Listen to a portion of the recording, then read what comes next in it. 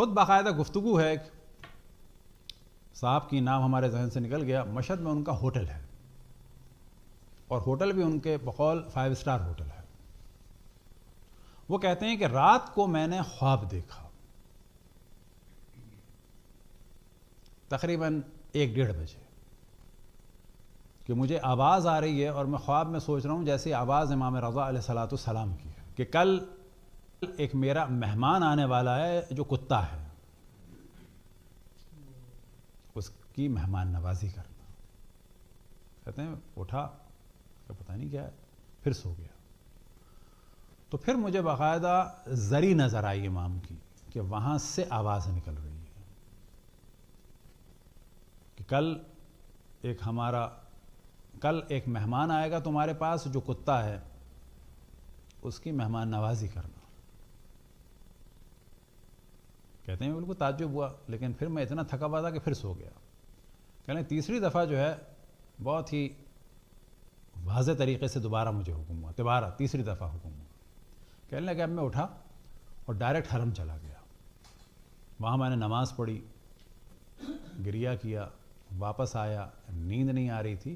ویسے مجھے ہوٹل جانا ہوتا تھا, اپنا ہوٹل تھا 11 بجے, لیکن آج میں 6 بجے پہنچ گیا. 6 بجے پہنچا تو پورا عملہ جو ہے وہ پریشان. کبھی کبھی یہ کہتے ہیں ریسیپشن پہ میں کھڑا ہوتا تھا ظاہر کام دیکھنے کے لیے, لیکن عموماً دوسرے لوگ کھڑے ہوتے تھے. آج میں نے کہا تم سب لوگ چلے جاؤ, آج میں کھڑا ہوں گا. کہنے لگے مجھے سمجھ میں نہیں آ رہا تھا یہ کتا کس قسم کا کتا ہوگا. آیا کوئی انسان ہے کہ جس میں کوئی شباہت ہے کتے کی, کوئی ایسی حرکت کرے گا, یا کہنے لگے میرے ذہن میں آیا کوئی شخص آئے گا جس کی ٹی شرٹ ہوگی جس پہ کتا بنا ہوگا. کہنے لگے میں, کیونکہ امام کا حکم تھا کہ اس کو ریسیو کرنا, اس کو ٹھہرانا یا مہمان نوازی کرنا. کہنے لگے انہوں نے کہا لوگوں نے کہ ہم کر لیتے ہیں. کہنے لگے نہیں, میں وہیں کھڑوں. یہاں تک کہ کھانے کا وقت آیا, ظہر عصر کا وقت آیا, تو انہوں نے ایک کسی کو بلایا, کہا اس کو دیکھتے رہنا, کوئی بھی آئے مجھے بتاؤ. نماز انہوں نے وہیں پڑھی, ظہر عصر وہیں پڑھی. کہنے لگے کھانے کا وقت آیا تو کھانا وہیں کھایا کھڑے کھڑے, ریسیپشن کے پاس ہی کھڑے یا بیٹھے جیسے. کہنے لگے پھر اس کے بعد حتیٰ مغرب عشاء ہو گئی. کہنے لگے مغرب عشاء بھی میں نے وہیں پڑھی. کہنے لگے پھر میں نے توسل کیا کہ یا مولا یہ کیا تھی بات, اب تک تو کوئی نہیں آیا. کہنے لگے تھوڑی دیر میں نے دیکھا کہ ایک نوجوان بغیر داڑھی کے, بڑے بڑے اس کے گھنگریالے ٹائپ کے بال, گلے میں اس کے چین, اور بڑا ہی ایک عجیب و غریب حلیہ جو بہت ہی کوئی سپر فیشنیبل ٹائپ کے ہوتے ہیں, اور بغل میں اسے کتا. کہنے لگے جیسے ہی آیا تو فوراً کہنے لگے میں نے اس کو ریسیو کیا,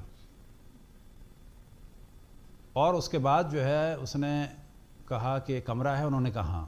کہنے لگے جو میرا کمرہ تھا میں نے اس کو وہ دیا, جو میرا ہوٹل میں اپنا ذاتی کمرہ تھا. سب لوگ حیران پریشان کہ ہمارے تو الاؤ نہیں ہے, جیسے یہاں پیٹ الاؤ نہیں ہوتے. انہوں نے کہا بس تم لوگ خاموش رہو, میں نے اپنے کمرے میں رکایا.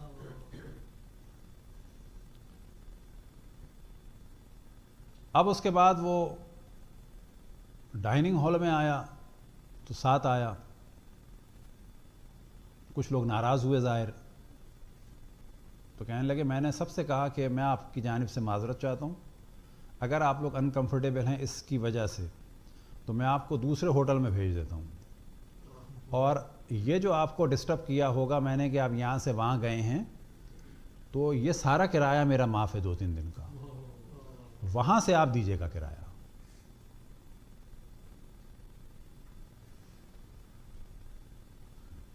اب اس کے بعد یہ 3 دن رہا اور زیارت بھی نہیں کی اس نے. بعد میں انہوں نے کہا کہ جب وہ جانے لگا کہ پیسے حساب کتنا ہوا, انہوں نے کہا تمہارا سارا حساب ہو گیا ہے. کہا کیسے ہو گیا ہے؟ انہوں نے کہا ہو گیا ہے. اب اس دوران بات ہوئی تو پوچھا کہ ایسی جب بات چیت ہوئی، کہنے لگا کہ میں یہاں زیارت کے لیے آیا ہوں اور مجھے اپنے کتے سے بہت محبت ہے، میرے رشتہ دار بھی ناراض ہوتے ہیں، میرے دوست بھی ناراض ہوتے ہیں، میں کہتا ہوں مجھے دعوت میں بلانا ہے تو اسی کے ساتھ بلاؤں، اور یہ شاید کبھی بھی نہیں ہے، کبھی بچپن میں زیارت کے لیے آیا تھا۔ تو انہوں نے کہا تم یہاں کیوں آئے؟ کہا کہ ایک دن میں نے امام رضا علیہ السلام کو خواب میں دیکھا کہ تم ہمارے پاس کیوں نہیں آتے، تو پس میں آ گیا، اور میں یہ کہہ کے آیا تھا کہ میں آؤں گا تو ساتھ ہی آؤں گا اس کے، لیکن ظاہر ہے اس میں ایک حیا تھی، اندر نہیں گیا۔ حرم کے پاس روڈ تک گیا اور امام سے کہا کہ سلام ہو۔ کہا کہ جب میں آیا تو مجھے کسی ہوٹل والے نے کمرہ نہیں دیا۔ اب انہوں نے کہا کہ پیسے نہیں، تو اس نے کہا میں تو پیسے والا ہوں، آپ لے لیں۔ کہا کہ نہیں، حساب ہو گیا ہے۔ کہا کہ میں بڑے ہوٹلوں میں گیا، کسی نے نہیں دیا، چھوٹوں میں گیا حتیٰ کسی نے نہیں دیا، اور اب میں نے امام کے روضے کی جانب اشارہ کر کے کہا تھا کہ آپ نے مجھے بلایا ہے اور آپ میری مہمان نوازی نہیں کر رہے، آئندہ کوئی بھی مجھ سے پوچھے گا تو میں کہوں گا کہ وہ مہمان نوازی نہیں کرتے، مجھے آپ نے بلایا، میں آ گیا۔ اب یعنی تقریباً سے کہنا یہ تھا کہ میں تو ویسے کہیں جاتا نہیں تھا، آپ نے بلایا ہے تو آپ کو یہ بھی پتا ہوگا میں اس کے بغیر تو جاتا نہیں ہوں۔ اب اس نے زیارت کی ہے تو وہ باہر سے ہی کی ہے، جس طرح عام بعض مومنین ہوتے ہیں کہ جانتے ہیں کہ ہم گناہ کر رہے ہیں لیکن ظاہر ہے کہ توہین نہیں کرتے ہیں ائمہ کی، تو اس نے دور سے زیارت کی۔ اب یہ گیا، جانے کے بعد وہ کہتے ہیں کہ وہ کمرے میں جو بھی چیزیں تھیں میں نے پاک کروائی، سب کچھ ہوا۔ کہنے لگے تقریباً 6 مہینے کے بعد دوبارہ ایک دفعہ میں ریسیپشن پہ تھا تو ایک نوجوان آیا، ایک شخص آیا کہ جو چہرے سے بہت ہی دیندار لگ رہا تھا اور چہرے پہ داڑھی تھی۔ وہ آ کے کھڑا ہوا، اس نے کمرے کی بات کی، اس نے مجھے دیکھا، میں نے اسے دیکھا۔ کہنے لگا مجھے لگتا ہے میں نے تمہیں کہیں دیکھا ہے، تو اس نے کہا میں وہی ہوں۔ تو انہوں نے کہا اچھا۔ اب وہ نوجوان ایک جملہ کہتا ہے، اب اس کو یہ بعد میں امام نے بتایا یا بعد میں کہا کہ دیکھو ہم نے تمہارا استقبال کیا، تمہیں ٹھہرایا۔ وہ کہتا ہے کہ جو 3 دفعہ آپ کو حکم دے سکتا ہے، کیا وہ ایک نظر سے مجھے نہیں بدل سکتا؟ تو 6 مہینے بعد وہ سمجھے کہ اس کو یہ پتہ چل گیا تھا کہ امام نے 3 دفعہ حکم دیا ہے، تو وہ کہتا ہے اب جب ان کو ہلکا سا تعجب ہوا سوالیہ نگاہوں سے کہ تم تو بڑے بدل گئے ہو مثلا، تو اس نے خود ہی کہا کہ ہاں میں وہی ہوں۔ اب انہیں تعجب ہوا ہوگا یا سوال کیا ہوگا کہ بڑا چینج آ گیا، تو اس پہ اس نے کہا کہ جو 3 دفعہ آپ کو حکم دے سکتا ہے میرے لیے، تو کیا اس کی نظر کرم اور اس کی نگاہ مجھے بدل نہیں سکتی؟ صلوات پڑھیں بر محمد و آل محمد۔ تو یہ یاد رکھیں کہ ائمہ علیہم السلام ہم میں سے کسی سے بھی غافل نہیں ہیں، خصوصاً امام زمان علیہ السلام کا واضح توقیع ہے لولا دعاؤنا لاستلمکم الاعداء، اگر ہماری دعا نہ ہوتی تو ہمارے دشمن تمہیں بھنبوڑ کے کھا جاتے۔ تو ہم جیسے بھی ہیں یاد رکھیں، ہم کوئی بھی گناہ کریں کہ خداوند تبارک و تعالیٰ ہمیں محفوظ رکھے، بچنا چاہیے بلا شک، لیکن یاد رکھیں گناہ ایک برائی ہے، لیکن گناہ کے بعد اللہ رسول اور ائمہ سے مایوس ہو جانا اور یہ سوچنا کہ اب انہوں نے ہم سے رابطہ منقطع کر لیا ہے، یہ اور برا گناہ ہے۔ ذہن میں رہنا چاہیے کہ خداوند تبارک و تعالی ہمیں کبھی نہیں چھوڑتا، ہم چھوڑتے ہیں وہ نہیں چھوڑتا۔ رسول اللہ صلی اللہ علیہ وسلم اور اہل بیت علیہم السلام ہمیں نہیں چھوڑتے، ہم انہیں چھوڑتے ہیں۔ وہ کبھی ہم سے غافل نہیں رہتے، ہم جیسے بھی ہوں ان کے چاہنے والے ہیں۔